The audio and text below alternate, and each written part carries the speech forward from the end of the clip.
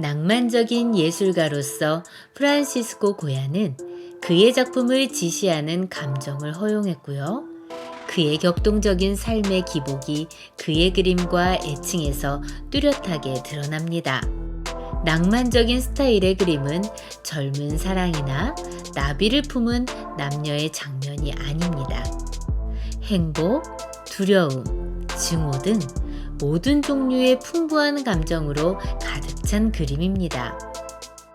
프란시스코 고야는 전쟁과 죽음의 감정적인 슬픔을 나타내며 또한 가족, 사랑, 그리고 욕망의 감정적인 만족을 보여주는 작품들을 그렸습니다. 그의 작품은 오늘날 우리가 알고 있는 바로 그 현대 미술의 아이디어와 미술계의 개성을 불어넣었습니다.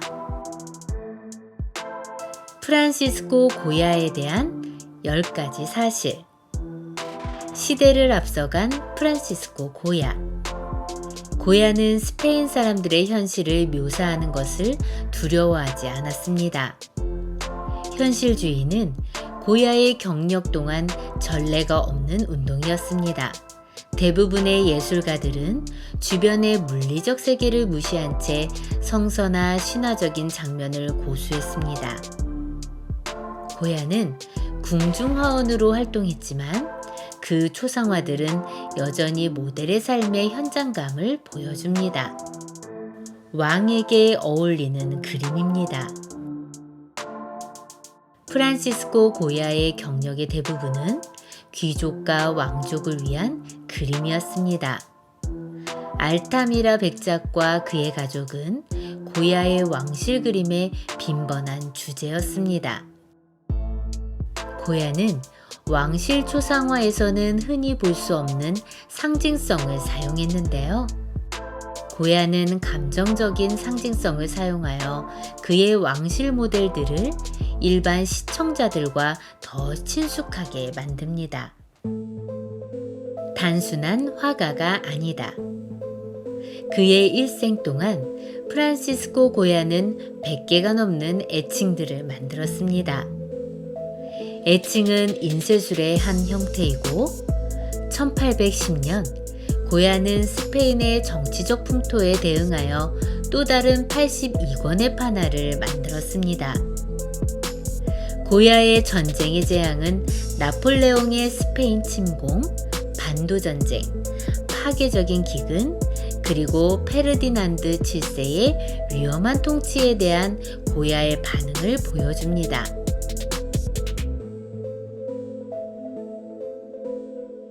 그는 예술적인 명성으로 결혼했어요.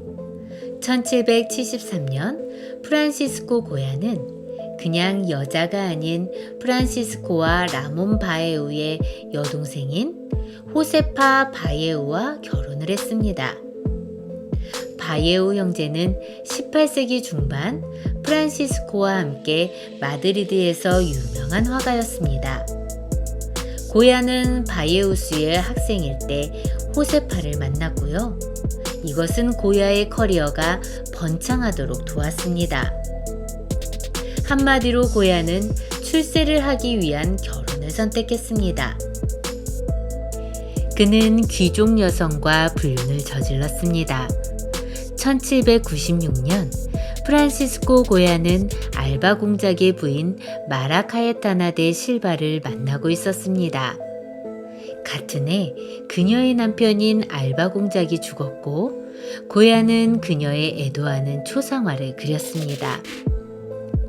공작 부인은 올 블랙과 하층민 여성들이 입었던 전통 의상인 마자 스타일의 드레스를 입고 있습니다. 공작 부인을 마자 옷을 입힘으로써 고야는 그녀가 평범한 스페인 시민과 관계를 맺기를 원했습니다. 수년 후 복원가들은 고야의 이름 옆에 솔로라는 단어를 발견하여 고야가 그녀의 유일한 진정한 사랑임을 암시했습니다. 공작 부인은 또한 그림에서 고인이 된 남편의 성인 알바와 고야가 새겨진 2개의 반지를 끼고 있습니다. 고야는 이 초상화를 공작 부인에게 준 적이 없습니다. 역사학자들은 공작 부인이 그들의 불륜에 대해 부끄러워하지 않았기 때문에 그 그림을 원하지 않았다고 추측합니다.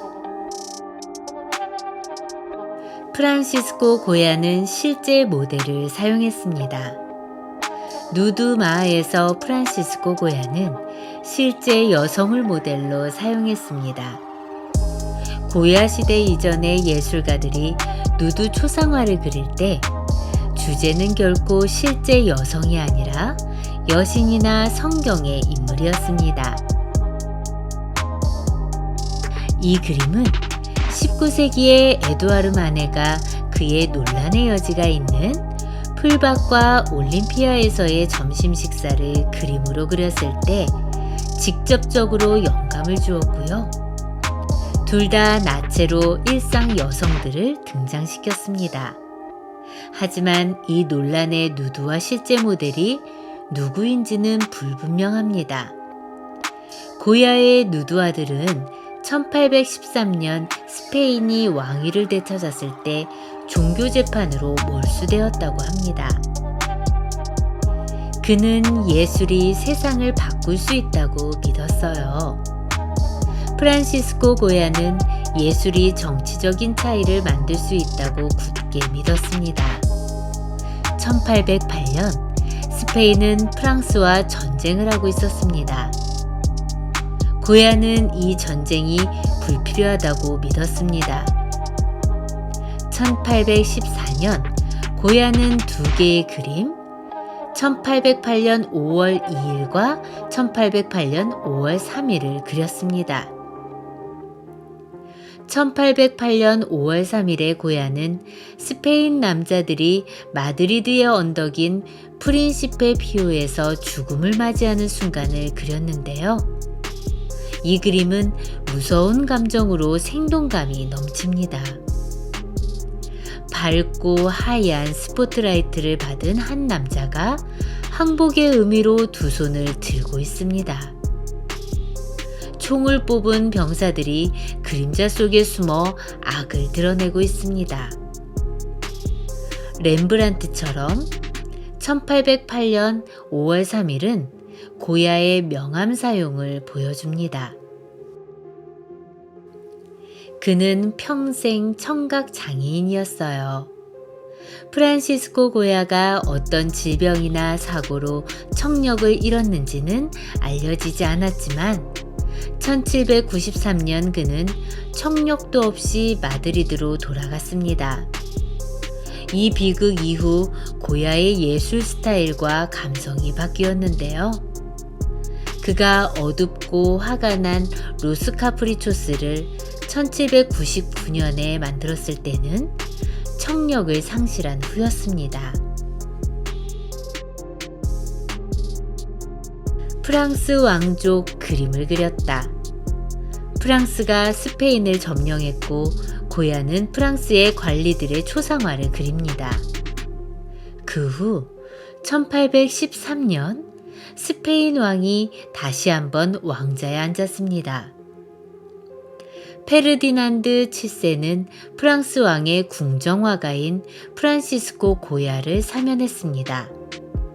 하지만 이 왕은 고야의 작품을 좋아하지 않았습니다.